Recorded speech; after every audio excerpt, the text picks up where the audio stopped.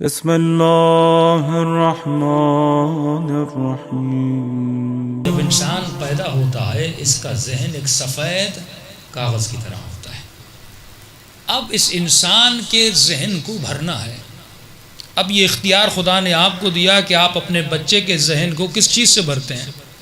اب آپ کی مرضی ہے اس کو پازیٹیو چیزیں سے بھریں، آپ کی مرضی ہے اس کو نیگیٹو چیزیں سے بھریں۔ شیطان نے اور دنیاوی طاقتوں نے اتنا مٹیریل تیار کیا کہ وہ مٹیریل ہمارے مقابلے میں کچھ بھی نہیں ہے۔ یعنی انہوں نے آپ کے بچوں کے لیے کارٹون بنائے، انہوں نے آپ کے جوانوں کے لیے فلمیں بنائی، انہوں نے آپ کی خواتین کے لیے ڈرامے بنائے، انہوں نے جن بچوں کو اسپورٹ پسند ہے اس کے لیے فٹ بال بنائی، جو گیم کے شوقین ہیں ان کے لیے گیم بنائے۔ یعنی ہر طرح سے انہوں نے آپ کے بچوں کے ذہنوں کو بزی کرنے کی کوشش کی۔ اب قرآن کی آیت ہے کہ انسان اگر دشمن سے لڑنا چاہتا ہے تو یہ سوچ کہ دشمن جو ہتھیار تمہاری نابودی کے لیے بناتا ہے وہی ہتھیار تم تلاش کرو۔ اگر ایسے تم دشمن کا مقابلہ نہیں کرو گے تمہیں کبھی بھی فتح نہیں ملے گی۔ لیکن ہمارے جو ہتھیار ہیں وہی پرانے ہیں، کہ میں نے کہا شریعت اور کلچر، کہ ہم نے کلچر یعنی عزاداری کو ہم نے شریعت بنا دیا، کہ جب کوئی ممبر سے آ کے یہ کہے کہ یہ عزاداری منانے کا طریقہ پرانا ہے، تم نیا طریقہ اپناؤ، تو کہا جاتا ہے کہ تم مجھے دین سے خارج کر رہے ہو، تم میرے طریقوں کو بدل رہے ہو۔ ارے میں وہی عزاداری کروں گا جو 100 سال پہلے کرتا تھا۔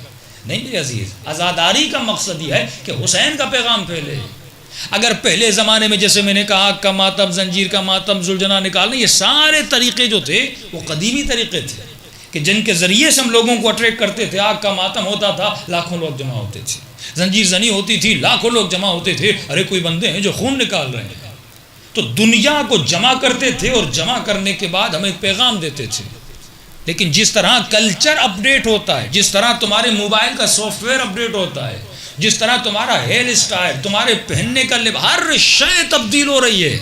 لیکن اے انسان، تم اپنی عزاداری کے طریقے کو کیوں نہیں بدل رہے؟ تم اس کو پبلسائز کرنے کے طریقے کو وہی پرانا طریقہ۔ ارے پہلے جب تم جلوس نکالتے تھے، اس جلوس کو صرف اس شہر اور گلی کے لوگ دیکھتے تھے، لیکن آج تمہارے جلوس پر پوری دنیا کی نگاہ ہے۔ آج مجلس یہاں ہوتی ہے لیکن دیکھنے والے پوری دنیا سے دیکھ رہے ہیں، تو میری مجلس کا اسٹائل بھی ہونا چاہیے، وہ منفرد صرف اس مجمع کے لیے نہیں ہونا چاہیے، وہ پوری دنیا کے لیے ہونا چاہیے۔ اسی طرح تمہارے ماتم کرنے کا طریقہ، تمہارے غم کا طریقہ، تمہارے پیغام کا طریقہ وہ پورے عالم کے لیے ہونا چاہیے، کیونکہ اب وسائل بدل گئے، اب سوچیں بدل گئیں۔ میں آپ کو چھوٹی سی بات بتاتا ہوں کہ جب یہاں سے آسٹریلیا جانے کا سفر ہوا ایام 40 میں، تو مومن آیا کہنے لگا مولانا ہمارے بچے جو ہیں وہ آپ کی مجلس میں بہت آتے ہیں۔ تو میں نے کہا پہلے بھی مولانا آتے تھے، اس کی مجلس میں کیوں نہیں جاتے؟ تو وہ کہنے کا مولانا ہمارے بچے کہتے ہیں یہ مولانا بہت آہستہ بولتا ہے۔ تو میں نے کہا وہ کیا کرتے تھے؟ کہ مولانا اسپیشلی مصاحب میں وہ چیختے تھے۔ اب انگلینڈ کے، امریکہ کے بچے جس پر کبھی باپ بھی نہ چیخا ہو، اور مولانا یہاں دھاڑے مارنا شروع کر دیں، کہ بچے اتنے ڈر جاتے تھے کہ مجلس کو چھوڑ کے بھاگ جاتے تھے۔ اب یہ تو وہاں سنا، ہم مشہد میں تھے، انگلینڈ کے 2 بچے آئے، یا آج سے کوئی، ہم بھی چھوٹے تھے تب، 15-16 سال ہماری ایج تھی، تو ہم ان کو مولا علی کی شبائے شہادت تھی، ہم ان کو لے گئے مشہد میں، ایک مکتب تھا وہاں پہ عزاداری ہوتی تھی، اس کے بعد ذاکرین پڑھتے تھے۔ اب ایران میں رواج ہے کہ جیسے عزاداری ہوتی ہے پوری لائٹس کو آف کیا جاتا ہے، اور آف کرنے کے بعد بلند آواز میں حسین حسین حسین کی صدا ہوتی ہے۔ وہ بچہ اتنا ڈر گیا، وہ چیخیں مار مار کے رونے لگا۔ اب میں سمجھا مولا کے غم میں رو رہا ہے، وہ ڈر کے رو رہا تھا۔ جب میں نے اس کی شکل اور حالت دیکھی، اس کا چہرہ لال ہو گیا، میں نے کہا اس بچے کو اٹیک نہ آ جائے، اس کو ہم باہر لے گئے۔ تو آپ دیکھ رہے ہیں ڈفرنٹ آف کلچر کا ڈفرنس دیکھ رہے ہیں کہ وہاں کا بچہ اس اسٹائل کو پسند نہیں کر رہا، اور یہاں کا بچہ اس اسٹائل کو پسند نہیں کر رہا۔ آپ کو مد نظر دیکھنا ہے کہ کون سے معاشرے میں میرا کون سا میسج پازیٹیو وے میں جا رہا ہے، کون سا میسج نیگیٹو وے میں جا رہا ہے۔ کہ ہو وہ پرانا جو اسٹائل تھا، چیخنے والا، دھاڑے مارنے والا، وہ اسٹائل اب نہیں چلتا۔ اب سوشل میں وہ ہوتا تھا، لاؤڈ بھائی نہیں ہوتے تھے تو لوگ چیخیں مارتے تھے کہ تاکہ دور تک آواز جائے، ایک اسٹائل تھا۔ اب پھر لاؤڈ بھی آ گئے لیکن چیخیں ختم نہیں ہوئی. کہیں پر چیخا جاتا ہے, کہیں پہ دھیما رکھا جاتا ہے. ہر طریقہ ہر زمانے میں نہیں چلتا.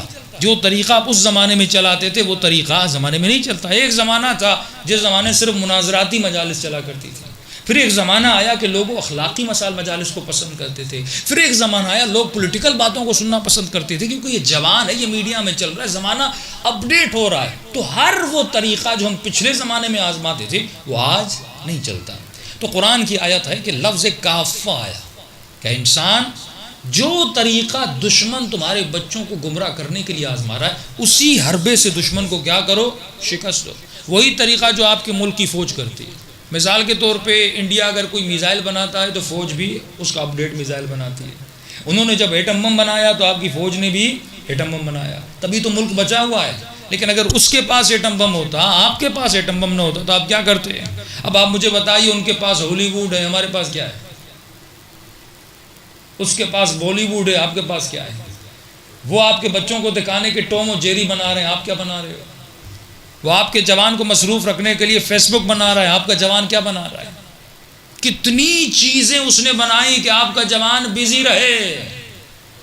یعنی میں تو کہتا ہوں کہ اگر کوئی انسان 15 سال سے یہ معاہدہ کرے کہ بھائی مولانا میں آج کے بعد 15 سال سے رات کو سوؤں گا بھی نہیں اور اس 15 سال میں دن رات میں ہالی ووڈ کی فلمیں دیکھوں گا, واللہ 70 سال زندگی گزر جائے گی, یہ بوڑھا ہو کے مر جائے گا, فلمیں ختم نہیں ہوں گی. اتنا مٹیریل انہوں نے بنایا ہے. یہ war of information and material ہے کہ کون کس کو کتنا پھر یہ جوان ویسٹرنائز کیوں نہیں ہوگا؟ کیونکہ مسلمانوں نے ان کے مقابلے میں کچھ بھی نہیں بنایا. قرآن کی آیت کہہ رہی ہے کہ اے مسلمان اس کے مقابلے میں وہ بنا جو وہ بنا رہا ہے. تم نے کیا اسلامی فلمیں بنائی؟ تم نے کیا اسلامی ڈرامے بنائے؟ کیا تم نے اخلاقی کارٹون بنائے؟ کیا تم نے اسلامی جنگیں بنائی؟ تم نے اپنے اولاد کے لیے کیا بنایا؟ تمہارا بچہ ہر وہ شے استعمال کرتا ہے جو اسے انگریز دیتا ہے. اس کی غذا کو انگریز تیار کر رہا ہے. یہاں تک کہ کیک سے لے کر, بوتل سے لے کر, دوائی سے لے کر, ٹوتھ پیسٹ سے لے کر, وہ تمہیں بتاتا ہے کہ تمہارے بچہ کون سی ٹوتھ پیسٹ یوز کرے گا. وہ تمہیں بتاتا ہے کہ تمہارا بچہ کون سا کپڑا پہنے گا. یہ ڈرامے بنتے ہیں, ان پر انویسٹ ہوتی ہے. یہ خواتین جو ایکٹریسز آتی ہیں, ایکٹرز آتے ہیں, یہ اپنے کپڑے خود چوز نہیں کرتے, انویسٹمنٹ ہوتی ہے امریکہ سے, یورپ سے, کہ ہم بتائیں گے یہ خاتون اس ڈرامے میں جو فیمس ایکٹر ہے یہ ڈریس کون سی پہنے گی. 30 قسطیں ڈراموں کی چلتی ہیں. آپ کی بچی وہ ڈرامہ دیکھتی ہے, پھر جب مارکیٹ میں کپڑے لینے جاتی ہے اچانک اس کو وہی ڈریس نظر آ جاتی ہے جو ڈریس اس نے ڈرامے میں دیکھتی ہے, اور کہتی ہے بابا یہ ڈریس لے کر دو.